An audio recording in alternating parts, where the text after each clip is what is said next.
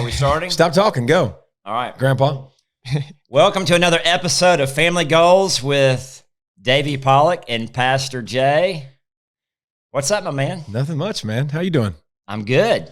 So our audience of 4, we have some you got some news over there? We got some advice or did anybody like it? Has anybody listened? Man, we have had a ton of support. All ton 3 of support. people. And I wanted to thank everybody who subscribed. I want to thank everybody who left us a rating.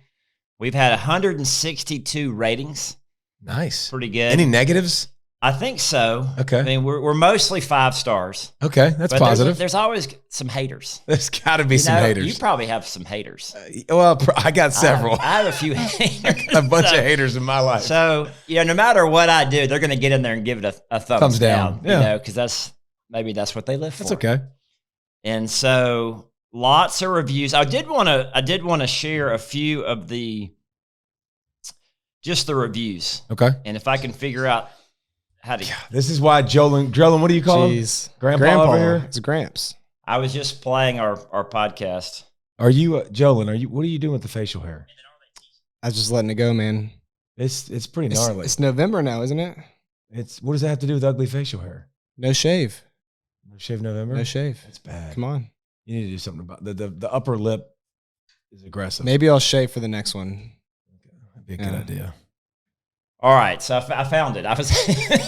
He didn't hear a word we just said with me and Joe. No, I heard about the facial hair. And you when agree? He's on his phone, everything's blocked out. Like, you try and talk to him for like 5 seconds. It's wasted words? Yes, wasted. Okay, you learn. Facial hair is not a strength of the house family. I used to have this incredible mullet back in the day, but that's a lifetime ago. So Coach Scoggins says, amazing.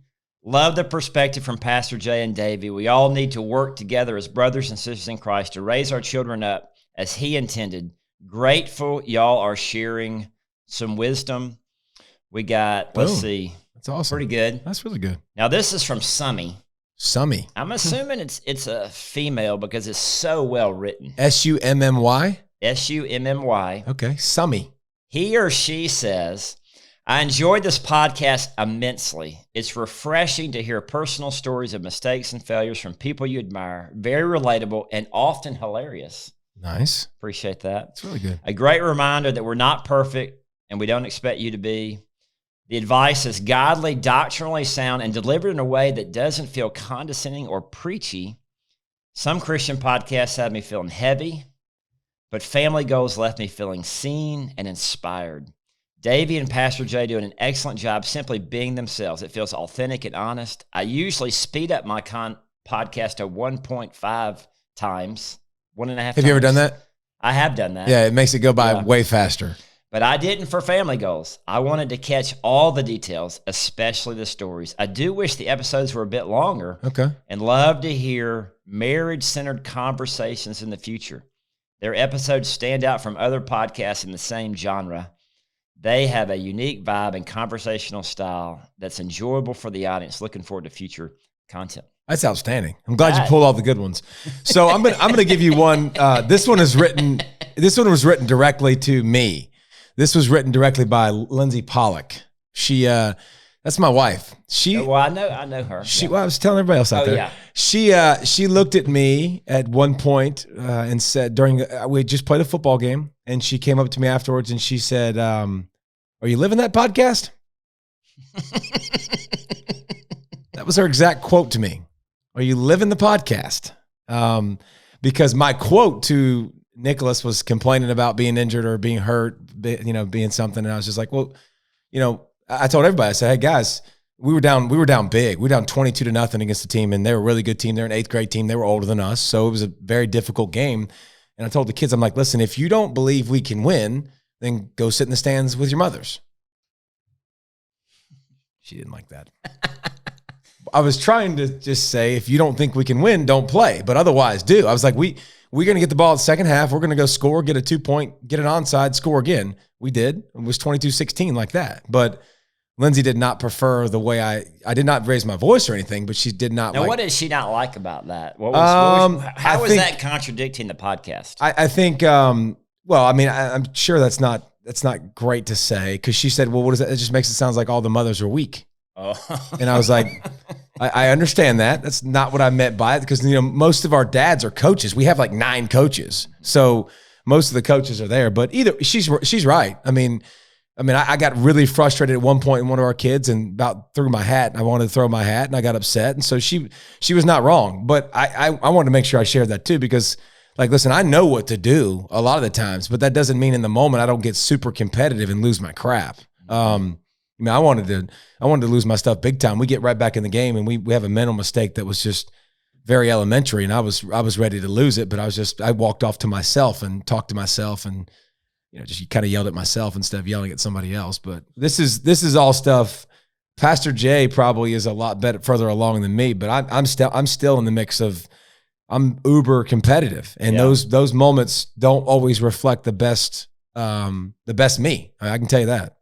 No, I'm right. I'm super competitive as well, and it seems like the sports world and even the kids sports really brings it out. So it's nice that you have Lindsay to call you out and hold you accountable. I love it. I love that she'll do that. And the fact that we are doing a podcast on family goals holds us at a higher standard, I think. Yeah. Kind of like being a small group leader, kind of like being a pastor. Yeah. So I feel the need to state our disclaimers again. Okay. That we're not perfect. We're not perfect parents. We're not perfect. Our kids aren't perfect. No. We are not parenting expert. Joe, and you're not perfect. No. That mustache sure ain't perfect.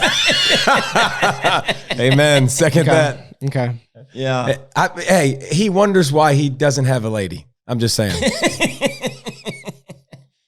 He had a little date last night. The shout out yesterday in the service helped. Oh, That's yeah? what it was. Yeah. Yeah. Shout out in the service. That's my little Tinder plug. Yeah. Yeah. He had an older couple come up and want to set him up with their 33-year-old granddaughter. What'd you think? Dude. No? I don't know. I mean, I don't know the girl, but She could be an awesome girl. she could be. You never know. She's also 9 years older than me. What does that do then?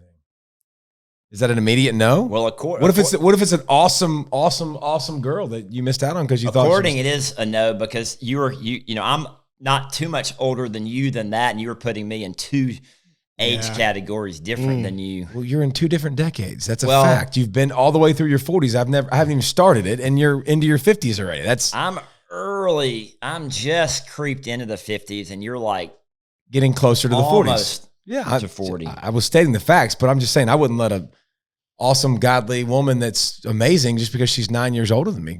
I wouldn't let that slip away, but I'd at least give it a chance. I didn't say no. Okay, I like that. We'll say I'm fine with you just not saying no. I was very nice to them. Yeah, as my college tennis coach used to say, it's mind over matter.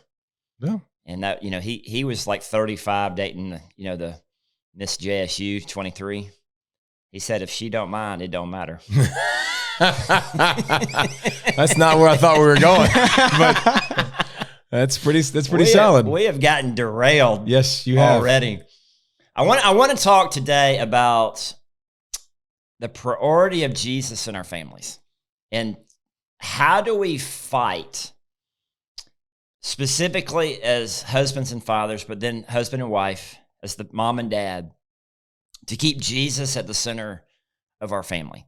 And I talked about this in a message a couple of weeks ago, that we're living in Babylon, that we are living in an anti-Christian culture.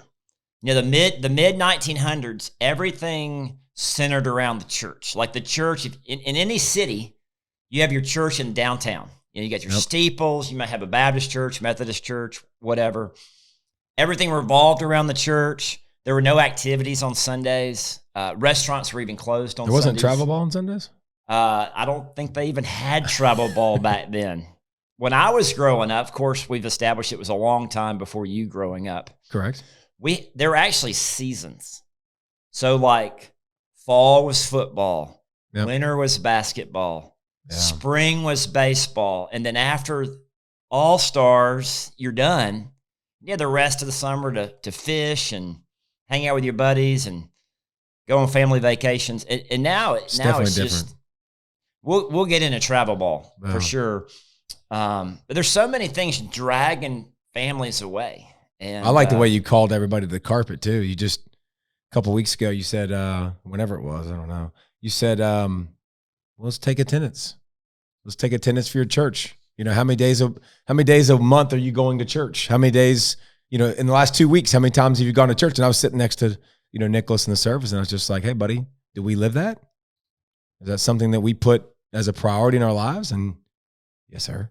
I mean, we go on Sundays and we lead small group on Wednesdays. So we're there every Sunday and Wednesdays. But, I mean, I think that was a great, that's a great way to start is by, are you in church? Are you making that a priority? And take attendance. Give yourself write down a little note the last 2 months or 3 months or 4 months, how many times you've been to church, you've taken your family to church, and you even talked about middle school kids not sleeping in and going to church too. I mean, all that, I thought that was really good. Yeah, and the reason I brought that up is because I talk to people and they think they go to church all the time. But if you truly look at your schedule, hey, were we in church last Sunday? Were we in church? You know, if you go back, you know, at this point we've had 44 Sundays. How many of the 44 Sundays of 2021 was your family in church? Now, so what you just said right there, by the way, is my biggest prayer right now in my life, is that I stop lying to myself. I stop justifying to myself. Like, I can convince myself of any way I need to go. And I justify it, or I look at myself and I can do X. I should do X. I should do Y. I can convince every bad decision I've ever made. I've convinced myself to do something, right? Like but we lie to ourselves the most about, oh, we can just do this. It's a half truth. You know, it's a little lie. It's not a big deal. Like, that's one of my biggest things that I'm praying about is that I say always what is truth. I don't lie. I don't lie to myself. I don't make stipulations. I don't justify what I'm doing. I'm try to be more honest with myself. I try to tell God to take that away from me, because we do it a lot. I do it a lot. I know I can find those places where I can live between just half truths, and that's a tough thing, because I think we do lie to ourselves the most. One of the things that I've always been impressed with you, and you've been a part of our church for a long time. You're all over the place with College Game Day. You're all over the country, and you leave out on Thursdays, but you're at church on Sunday morning. Like, you could be out in Oregon on a Saturday, but you make it a priority to be at church on Sunday morning. You lead a couple small group on Sunday night. And now you are leading the 6th grade boys. Your wife, Lindsay's leading the 6th grade girls small group on Wednesday night. So how do you do it? I mean, well, it's, first of all, I mean, we do it as a family. You know, Lindsay being able to do it is awesome. Lindsay serves almost every Sunday upstairs with the kids, but it's not something we ask or that's negotiable. I mean, we just, you know, I came from LA a couple weeks ago, or whatever it was, from UCLA, and got home late, and, you know, it wasn't a choice. We just woke up and we're going to church. It's not a thought process anymore. We're going to do it every Wednesday. The decision's been made ahead of time. You're not making the decision on Sunday morning if there's you no feel debating. Like it. No, we can if we give ourselves an out on Sunday morning. A lot of times we're going to get up. Man, it feels good to be lazy. Like, who doesn't like being lazy on the weekends when y'all have worked so hard during the week?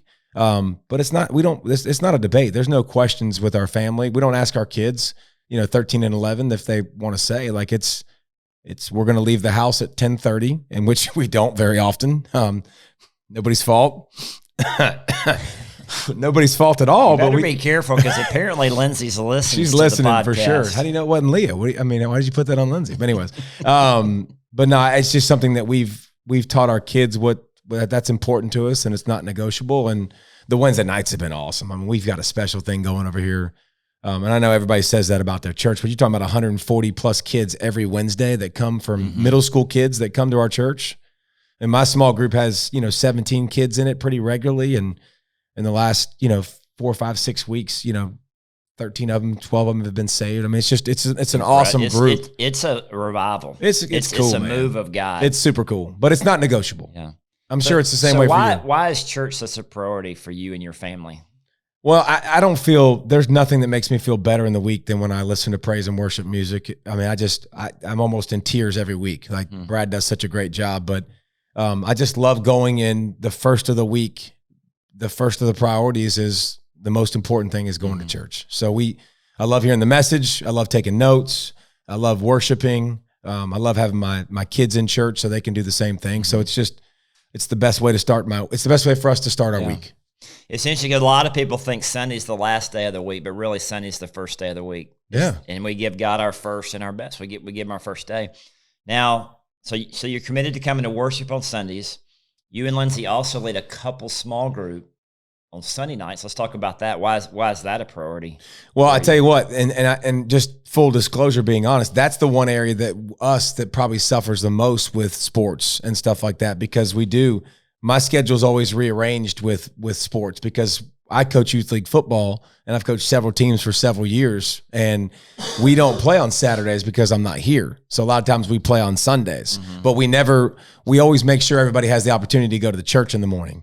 But what we'll miss small groups sometimes at night because of football and all of our organizations and having to be up there. So that is one thing that, I'm not going to sit here and let you brag on me. And that's one thing that does suffer is our small group. But I love getting our families together. I love that our kids are running around all over the place, but they know, and every time we pray for the meal before we go and the adults go in the basement, it's just like, we're here to be better parents. We're here to be, better sons of God. Like we're here to get better. That's why we're here. And we tell our kids that all the time. My kids absolutely beg for small groups. Like when's everybody coming over for small group? When's everybody coming over? They love that time with the other kids and to be able to run around and play. And then I think it's just, we have a men's group on Wednesday morning that we meet at 6 a.m.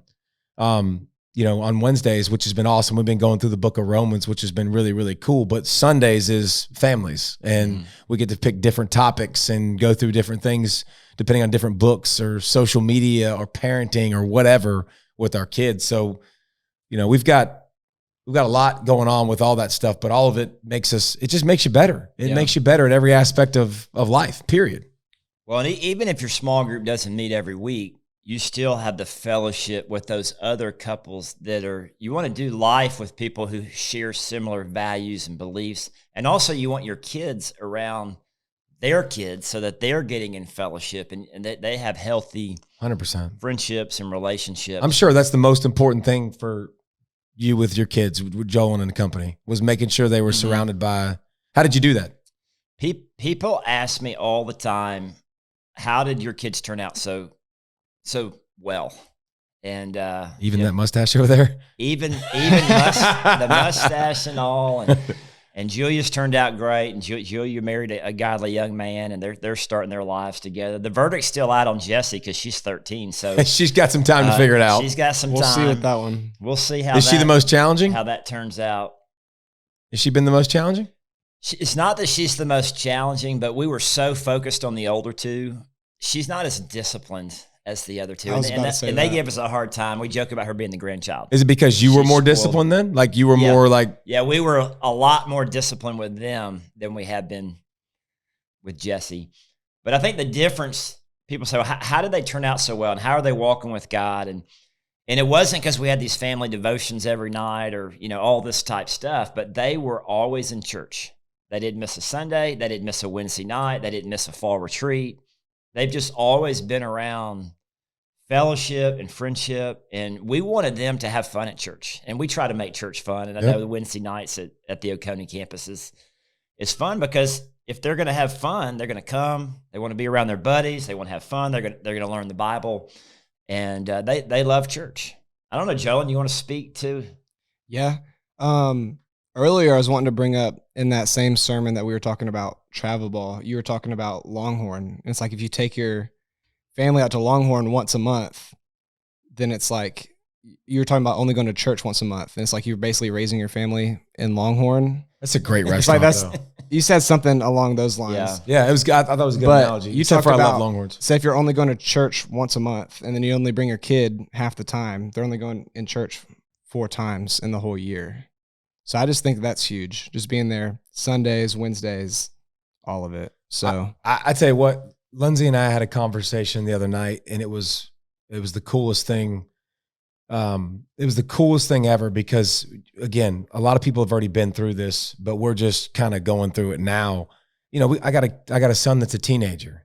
Well, things are starting to change with him, like in his personality and his dynamic and the way he talks and the deepness of his voice, getting a little bit deeper. But it's amazing. We talked for at least 30, 45 minutes the moment I got home Saturday night, because Nicholas was next door and Leah was at a friend's house. And she literally talked my ear off, and we talked about like disciplining our kids, our approach to how we wanted to do it. Like Leah responds, no matter what Lindsay says, Leah's the queen, or Lindsay's the queen. Like Lindsay can say, Leah, you're the dumbest human being in the history of the world. And Leah's like going to smile and laugh. And when I get on Leah, it's a totally different response. So Nicholas, like I have a different relationship with Nicholas where I can kind of get after him a little bit and say stuff to him. And, he still wants to always be around me. He wants to in the car. She wants to ride with her. He wants to ride with me everywhere we go, So there started to be a little bit of, separation with our family. And our conversation was, how are we going to handle it? Like, what are we going to do about it? And Lindsay told me, she was like, I need you to be her hero. Like, I need you to be her knight in shining armor. I'll do the discipline stuff. And she was like, it's not that you're not parenting. She's like, but I need her relationship with you to be very, very strong, that you can be like her buddy, her dude, her person. Like, and listen, I'm not going to put up with stuff either, but we're talking about like main issues and hair, and like when we're going somewhere, I can just let Lindsay do a lot of that stuff and it's never going to cause a problem. But on the other side, like that's where Nicholas, where I have to do more of that. Like I have to be more assertive, making sure he's doing that. Like Nicholas this morning got up a little bit grumpier than normal, usually in a pretty good mood. Like I can just tell it means a whole lot to my wife to be appreciated. Like it means a lot to her. Like she takes so much pride in being a good mom. So what did I do with Nicholas? I took Nicholas to the barbershop this morning to get his hair cut and then took him to school. And I was like, buddy, I know you don't understand this, but your words with your mother matter. It's so important for her to be a good mom. Like, so you need to find these opportunities when you can tell her thank you. I said, everything should come with a thank you. When you wake up in the morning, good morning, Mom. Every chance you get a chance to cuddle, to hug her and give her a big hug before you go to church. And so he's taking my phone and he's texting her back and forth. And I was like, just tell her you hope she has a great day. And I was like, one day you're going to get a phone. And if you get a phone, which we're debating now, by the way, which would be a good topic to talk about at some point. We have a dumb phone for him, which I think is really, really cool because it has no social media. We just bought it. We haven't given it to him yet. No social media. You can't send picture text messages. You can listen to music and take pictures. It has the GPS, but there is no social media or any of that stuff. It's literally a dumb phone. Instead of being I love that. It's awesome. I haven't even heard of that. It's really cool. I need to get the exact brand of it and show you, like, because I think I would recommend it for every parent. Like, it's a really good way to not give them social media, not give them full reign to group text and send pictures and get themselves in some trouble. But I was just saying, I say that to say, like, this is a group effort when you're parenting. And when you have those conversations, it makes you better. And I encourage everybody to have those conversations because she see things I don't see. And I see things she might not see. But together, we're trying to make our kids the best we can make them. And if you can nudge your son to be more respectful to her mama, it's not that hard, right? And, I had an opportunity to do that this morning with Nicholas. And I'm not saying I'm doing this thing perfect by any stretch, but if we can give them opportunities to be a better person and love on their mamas and find ways to plug into that, I think it helps them too. Well, and you mentioned those relationships with your son are different than the relationships with your daughter and your wife with your son and vice versa, because, my relationship with my daughters, I'm modeling for them how a man should treat them. And so when they get old enough to date, and of course now Julia's married, hopefully I modeled for her and we had all the father-daughter dances and all that stuff together that, hey, this is how a man should treat you. And this is the relationship. And it's been a challenge for me that, okay, now she's got another man in her life, and so I've kind of, who comes first? I've handed her off. Yeah. And then the same with Jolyn, with, Lindsay and Nicholas, that's that relationship. So, I want to get back to the priority of the family. And do we want to get in travel ball in this episode? Sure. Or do we want to? We got time. We can go 40 minutes if we want. We got a little time. Yeah. You mentioned this earlier, but when I was growing up, you had the seasons. There was just all-stars, then it was over. But now it's like baseball, travel baseball. It's year long. or it could be soccer, or it could be softball. You know, see people get into softball. And I have seen travel sports pull so many people out of the church. And it's all good intentions, because people are like, well, we're spending time with our family, I don't know, you know, Jolin maybe could speak a little bit of this, because a lot of his friends ended up playing travel baseball. Jolin played a little travel baseball, but I didn't let it conflict with church. And so Jolin wasn't able to be on some of these teams because we made church a priority. And but I've just seen so many families fall out of church. They missing church, and so then they're out of fellowship. They're not in the Word of God. They're not in worship. I have a personal, like, really good family that we've been really good friends with for a long year, and I think it was the beginning of the end for their marriage. And they're divorced now because of it, because it became the main priority. Church went away, small group went away, already had problems just like all of us, and those problems begin to get magnified more and more and more, because you drift further away from being with a certain type of people that you're trying to surround yourself with. You're drifting away from where you want your kids to, who they want to be surrounded with.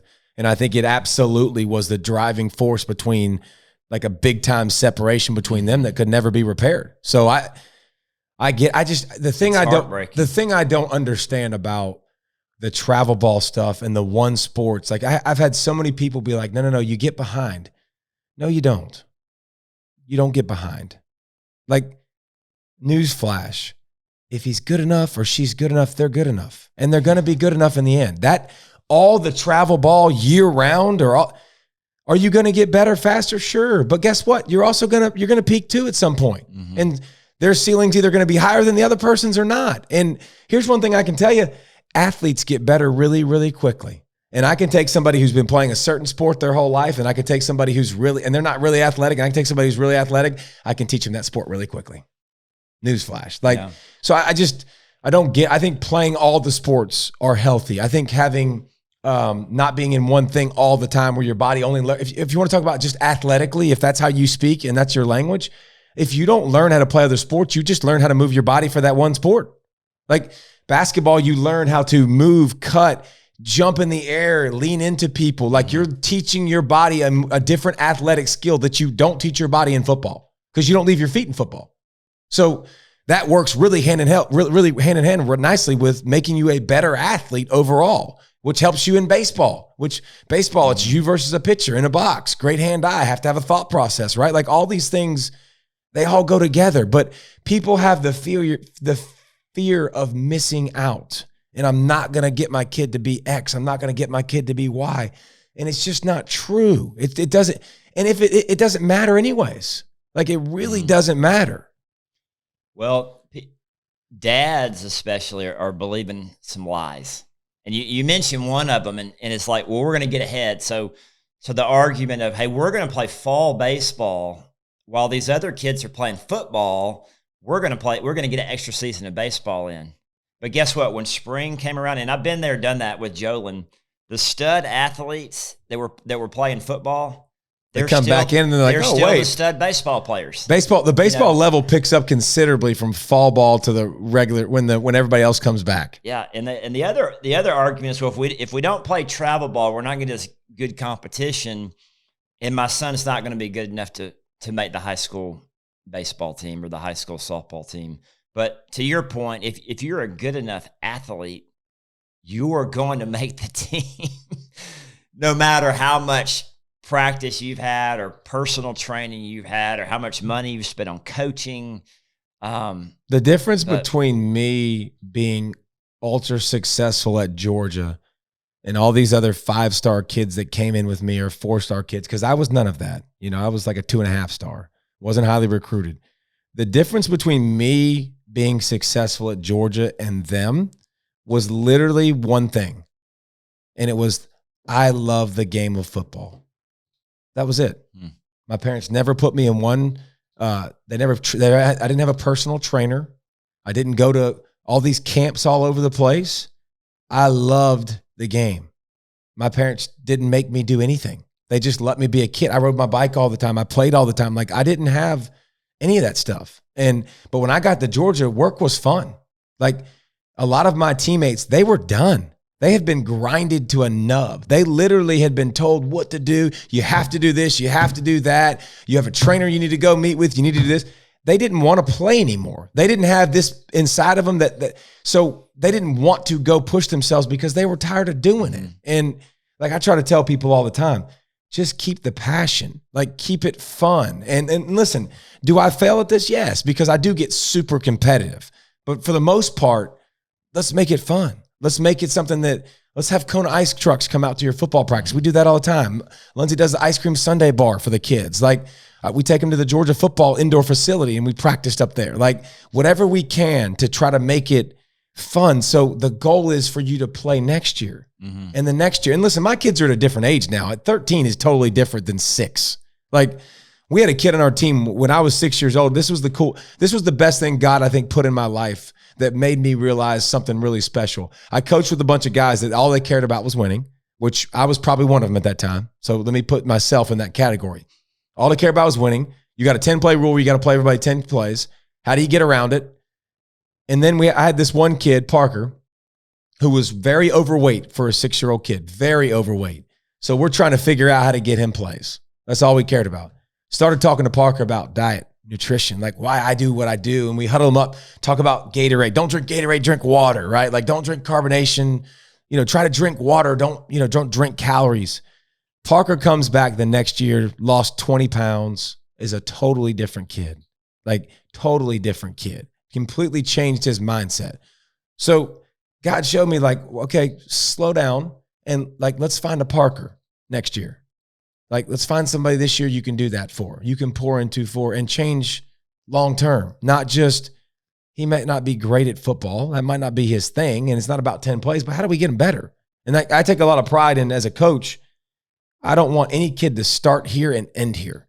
Like if you're not that great, and I have a couple kids this year that they're not great, but they started here and they're here at least. Like, and they're still not dominating, but they're better. Like we're having conversations. One of the kids on my team I'm having conversations with all the time. I go, what do you do at home? I was like, because you're not strong enough to get in your stance and you're 13 years old. Like, are you moving it? I play video games all the time. Yeah, all the time. I was like, okay, well, how about we start doing some push-ups, sit-ups, like squats. Do this for me. Like, this is your homework assignment. Started doing it. He's better in his stance. He's getting better. So, I think the love and the zeal and the passion that I had for football was more about that. And I think protecting that is more important than grinding all the time, grinding to try to get to X. Like, why on earth would I be thinking about college football with my son right now? He's 13. We don't talk about that crap. Why?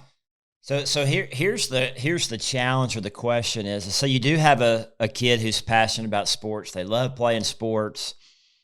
How do you balance between, okay, you're on this travel team because you're good enough to be on the team and you want to have good competition, but also you want to raise your kid in church. Yeah. And so how do you, and I understand that rec ball has changed. It has. Rec ball's been, it's not great anymore. I know. But okay, when you're picking a travel team, so like our travel baseball team, we play 2 weeks out of the month. At the most, we're going to play 2 weeks out of the month.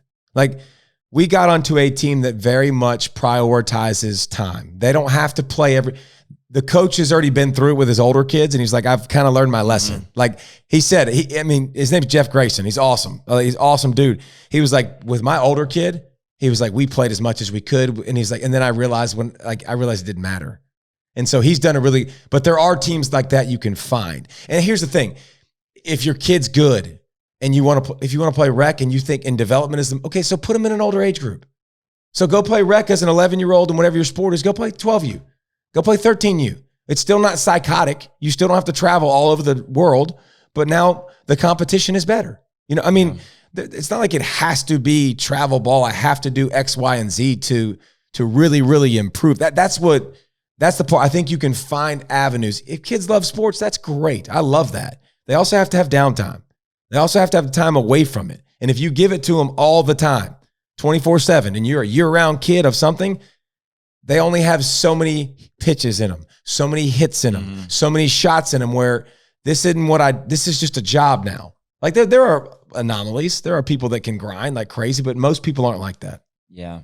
And I think the family, you have to fight to keep Jesus as the center of your family. And it's so easy to cave into, well, everybody else is doing this, but not comparing yourself to everybody else. Like, and I've been saying this in church, but as for me and my family, we're going to serve the Lord. Like, we are going to be different than everybody else. And so you have to find that travel team that has the same values that you have. Like, hey, we're not going to be, we might play every other week, or we're not going to miss Sundays, or we're going to, practice is going to end. So what did that look like for you and your family? What did you sacrifice? What did they sacrifice? What did you sacrifice for them? I mean, I could speak into that a little bit as like the kid that wanted to play travel, thought he was good enough for travel. All my buddies played travel. And at the time, like, I was upset that I didn't get to play travel ball. Like, I did it for like that one season, and like I missed a bunch of Sundays, and like we just didn't do it again. Like, y'all weren't even able to be at the games and stuff because of church. And looking back, it's like I'm so thankful that like I didn't play travel. Like, I was upset at the time. I didn't understand, but like I understand now because I grew up in the church. Like, I saw so many kids fall off and do the travel ball, and like that's what they live for. That was their third place, and it wasn't the church. So we talk about like home is the first place, work's the second place. Like, what's your third place? And I think it's like so important for it to be the church, because like if it's not, then it's like what's raising your kid. Yep. And So it's travel. Yeah. so how did you do that as a dad? Yeah. How did you take away things? Like, what were things that you had to take away and keep this, like, keep Jesus focused, number one? What did you have to fight? Well, I think that was the biggest thing is Jolin didn't understand at the time why I wouldn't let him play on a travel ball team, because I knew it would take him away from church and away from Sundays and away from fellowship. And so a lot of time in prayer, and we really struggled over it, and we tried to make it work one season. I remember the coach calling me and saying, hey, we want Jolin on the team. And I was like, look, we can't miss Sundays. We can't miss Wednesdays. And the coach promised me, oh, we won't miss Sundays. We won't miss Wednesdays. And so I was like, all right, well, we'll give it a shot. Deal. But it didn't happen. In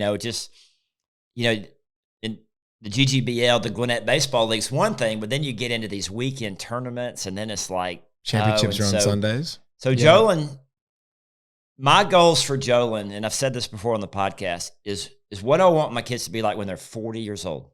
And the chances of someone becoming a professional athlete. And Joe and I joke around about this all the time, because we see these other professional athletes whose dad was a professional athlete. It's in the genes. And I apologize to Joe all the time. Like, I'm sorry I didn't have I'm sorry I didn't give you the genes. I bet moms never apologize for that. Actually. No. Well, what's funny is like growing up, like you look at your dad as like a superhero, and like I grew up and like he was so good at anything we did just because like he's got great hand eye. Yeah, he's got ridiculous. And I used to tell all my friends, yeah, my dad could have played in the NBA. He could have been like a professional tennis player, but he decided to be a pastor. That's what I would tell him. Well, I mean, that's a great story.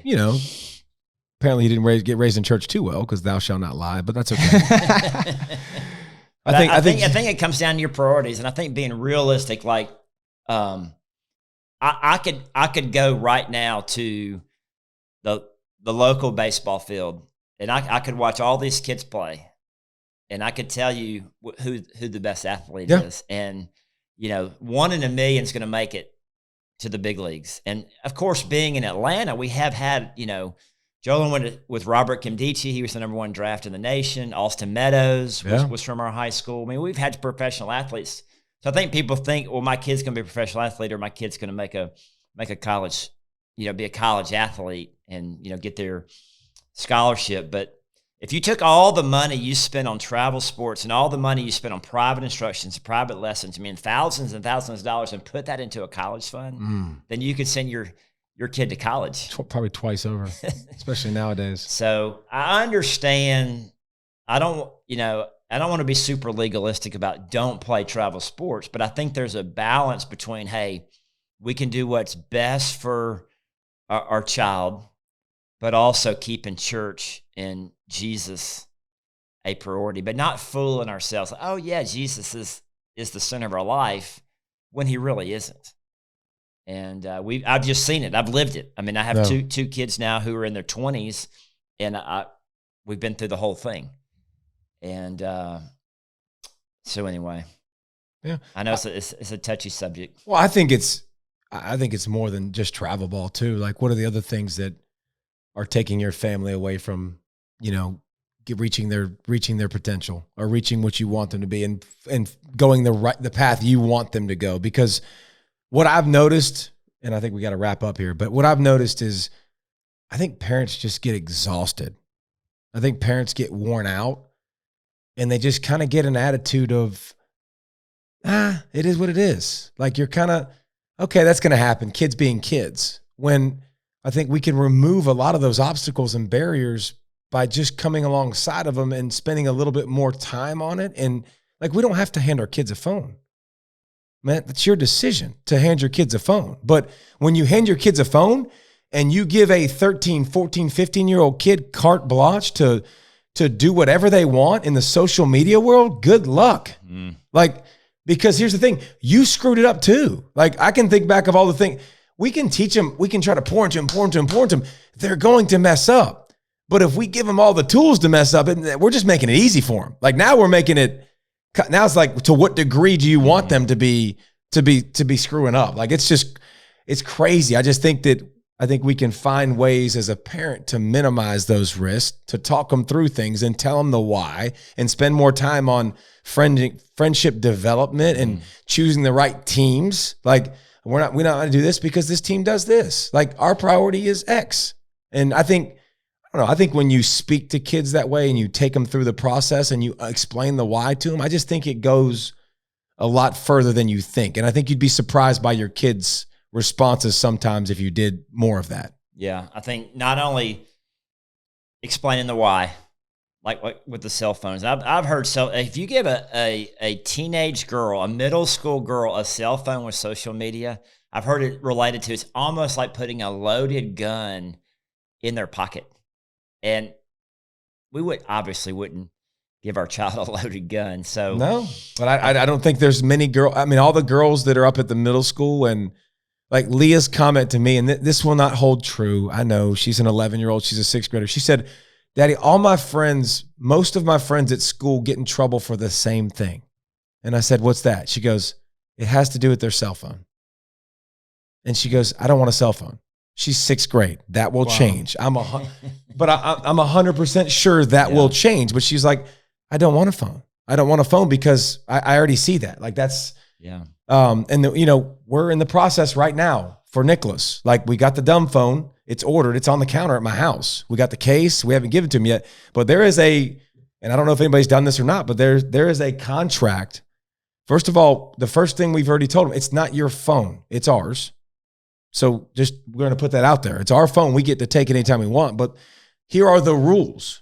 The phone goes in our room at night. We don't do X, Y, and Z. Like, the phone is for you to check in with us, but laying out extreme guidelines that he has to follow to keep and maintain his phone.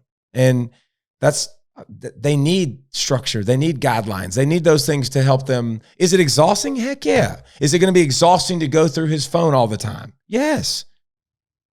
Wouldn't have it any other way. Yeah. Let's get some coffee in the morning and do some reading. Let's read some text messages. Yeah. I mean, well, there's software that you can get all his text messages can come to your computer. I don't know if you can get on the dumb phone though. You can see it all. Yeah, I don't know. I'm not familiar with the dumb phone. The dumb phone's amazing. But I'm loving the idea of the dumb phone. I think that's brilliant.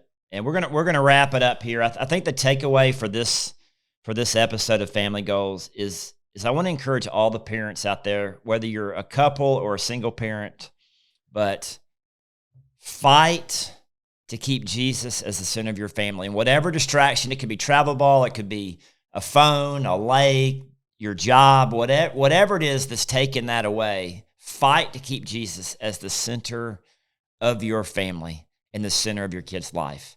Thank you for joining us for another episode of Family Goals with Pastor Jay and David Pollack.